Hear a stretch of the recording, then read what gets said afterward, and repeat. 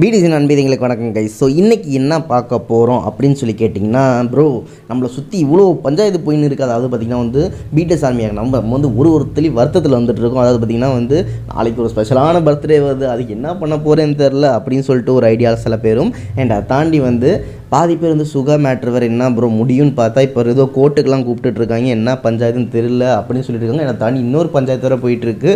And இந்த வீக்கும் உடம்பு முடியலன்னு சொல்லிட்டு ஒரு இவ்வளோ நெகட்டிவிட்டியாக இருக்கப்போ வந்து இப்படி ஒரு நியூஸ் நமக்கு வேணுமா? அதாவது கிம்தேங் ஜெனி நியூஸ் நமக்கு பார்த்திங்கன்னா வந்து இப்போ வைரல் ஆகிட்டு இருக்குது. இதுவும் நமக்கு வேணுமா? ஏன் ப்ரோ ஒரே மனசெல்லாம் வருத்தமாக இருக்குது ப்ரோ அப்படின்னு சொல்லிட்டு நிறைய பேர் ஃபீல் பண்ணிகிட்ருக்கீங்க.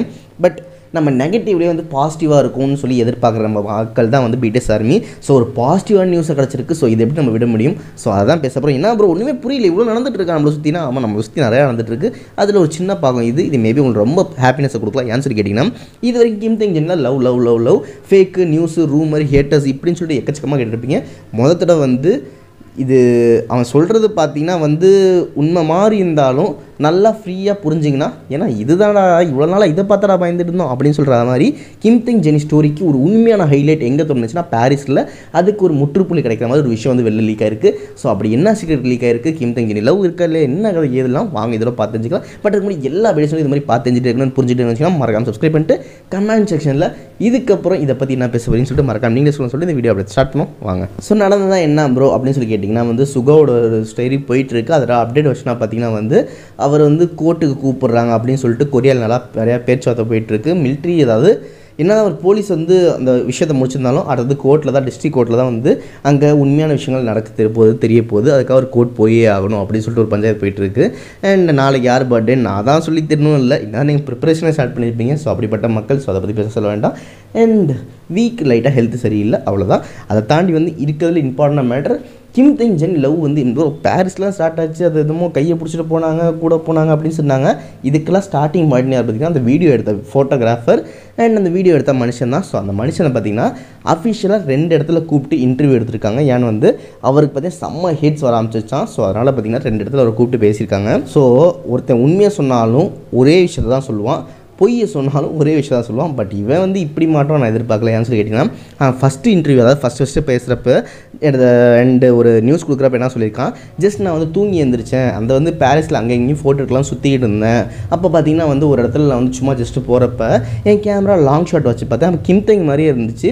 தென் வந்து கிளியராக கிடைக்கலன்னு சொல்லிட்டு நான் என்ன பண்ணேன், என்னோட ஃபோனில் வந்து ஜூம் போட்டு எடுத்தேன். அப்போ தான் இந்த வீடியோ எனக்கு கிடச்சிச்சு. அதாவது கிம்தேங் ஜெனி கூட போயிட்டுருக்க மாதிரி. ஸோ இது கிம்தேங் ஜெனி இந்த வீடியோ நான் வந்து எடுத்து வச்சுக்கலாம், செம வைரல் ஆகும்னு சொல்லிட்டு நான் எடுத்து வச்சிருந்தேன். அண்ட் அது லீக் பண்ணியாச்சு, தெரியாதரமாக லீக் ஆயிடுச்சு. அண்ட் அந்த பப்ளிஷ் பண்ணப்போ தெரிஞ்சிருச்சு. அண்ட் இது கிம்தேங் ஜெனி தான் சொல்லிட்டு, பட் அதை எடுத்தது நான் தான் அப்படின்னு சொல்லிட்டு இது உண்மையான விஷயம் தான் அப்படின்னு சொல்லியிருந்தான். ஸோ இதே விஷயத்தை திருப்பி அடுத்த இன்டர்வியூவில் சொல்லியிருந்தா பிரச்சனை இல்லை. பட் அங்கே தலைவன் என்ன பண்ணிட்டான், சொதப்பிட்டான், மறந்துட்டானா இல்லை தூங்கிட்டானான்னு தெரில. ஏன்னா அடுத்த இன்டர்வியூவில் என்ன சொல்லுவான்னு பார்த்தீங்கன்னா வந்து நான் வந்து பாரிஸில் தான் அந்த டைமில் இருந்தேன், நான் ஒரு ஃபோட்டோகிராஃபர், நான் அங்கங்கே ஃபோட்டோ எடுத்துகிட்டு இருப்பேன். ஸோ பாரிஸில் நான் ஒரு டைம் ஸ்டே பண்ணிட்டு இருந்தேன். அப்போ என்ன பண்ணா பார்த்தீங்கன்னா ஒரு பர்சனை கால் பண்ணாங்க, ஒரு கிம்தேங் வந்து அந்த இடத்துல இருக்க போகிறா, நீ போய் ஃபோட்டோ எடுங்க அப்படின்னு சொல்லிட்டு எனக்கு ஒரு ஹிண்ட் கொடுத்தாங்க. சரி கிம்தேங் சொல்லிட்டு நானும் போனேன். அங்கே போய் பார்த்தா ஒரு 2 hours வெயிட் பண்ணேன். கிம்தேங் வந்தார். பட் வந்து அங்கே நடந்தது என்னன்னா, கிம்தேங் மட்டும் இல்லை, கிம்தேங்கோட ஒரு பொண்ணு மாதிரி இருந்தாங்க. ஸோ அப்போ வந்து ஃபோட்டோ எடுக்கிறப்ப தான் என்ன ஆச்சுன்னு பார்த்தீங்கன்னா வந்து அது ஜெனின்னு தெரிய வச்சு. எனக்கு ஃபோட்டோ அதுக்கப்புறம் தான் வைரல் ஆச்சு. அதுக்கப்புறம் என்ன வச்சுன்னா என் ஃபோனில் அவ்வளோ கிளியரிட்டி இல்லை. ஸோ அதனால் பார்த்தீங்கன்னா அது கிம்தேங்காகவும் டவுட் ஆயிடுச்சு, ஜெனியாகவும் டவுட் ஆயிடுச்சு அப்படின்னு சொல்லிட்டு கொஞ்சம் உழப்புற மாதிரி ஆகிட்டார். எனக்கு கொஞ்சம் ஒரு மாதிரி மாற்றி பேசினார். ஒரே இது பேசினா பிரச்சனை இல்லை, பார்த்தவன் ஒரு விஷயம் தான் சொல்லுவான். பட் இவன் மாற்றி சொன்னால இது கன்ஃபார்மாக ஃபேக்கு, ஏன் வந்து இப்படி பயந்து சொல்கிறான்னு யோசிச்சதுக்கப்புறம் ஆர்மிஸ் இவருக்கு நிறைய ஹேட்ஸும் நிறையா த்ரெட்ஸும் கொடுக்க ஆரம்பிச்சிட்டாங்க.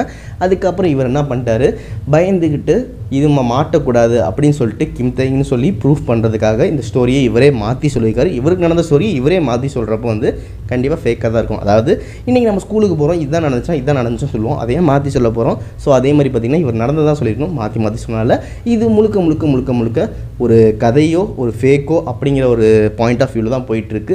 இது மாதிரி ஒரு இன்டர்வியூ, இது மாதிரி தெளிவான ஒரு ஃபோட்டோகிராஃபர் சொன்னதுக்கப்புறம் எடுத்தவனே சொன்னதுக்கப்புறம் உங்களுக்கு என்ன ஃபீல் ஆகுதுன்னு மறக்காமல் சொல்லுங்கள். அண்ட் ஹேட்டர்ஸ்க்குலாம் என்ன பதில் சொல்லுவோம் அதுக்கு தான் கமெண்ட் செக்ஷன் இருக்குது. அண்ட் மறக்காமல் இம்பார்ட்டண்டான விஷயம், நாளைக்கு என்ன பிளான் பண்ணியிருக்கீங்கோ, Sunday special birthday special night என்ன எதிர்பார்க்குறீங்கன்னு மறக்காமல் சொல்லுங்கன்னு சொல்லிட்டு இந்த நியூஸ் ஷேர் பண்ண விட போகிறது தான். ஆஜ் லவ் யூ, டாட்டா, பை.